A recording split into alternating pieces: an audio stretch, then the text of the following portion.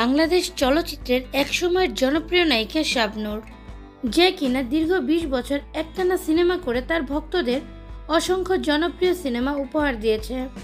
Recently শাবনূরের একটি video social মিডিয়ায় ব্যাপক হারে ভাইরাল হয়েছে, যেখানে দেখা যায় শাবনূর একটি গেম শোতে অংশগ্রহণ করেছে এবং জেতার জন্য শেষ পর্যন্ত লড়াই করে যাচ্ছে।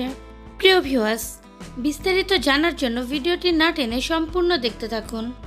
1993 সালে শাবনূরের চলচ্চিত্র অঙ্গনে অভিষেক ঘটে।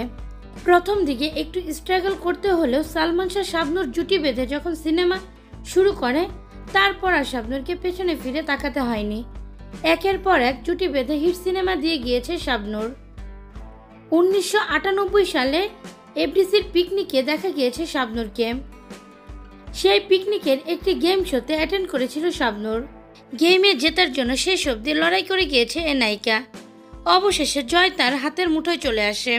শাবনূরের এই ভিডিওটি দেখে সবাই বলছে বাস্তবে শাবনূর অনেক কালো ছিল, কিন্তু সিনেমায় শাবনূরকে অনেক সুন্দর লাগতো। শুরুর দিকে শাবনূরের চেহারাটা শ্যামলা বর্ণের ছিল। ধীরে ধীরে বিভিন্ন রূপচর্চার মাধ্যমে শাবনূর তার চেহারার পরিবর্তন আনতে পেরেছে।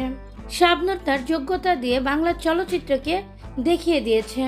বর্তমান প্রজন্মের নায়িকারাও শাবনূরকে তাদের আইডল মনে করেন। প্রিয় ভিউয়ার্স, এ বিষয়ে আপনাদের কোনো মন্তব্য থাকলে অবশ্যই সেটা জানিয়ে দিবেন আমাদের কমেন্টের মাধ্যমে।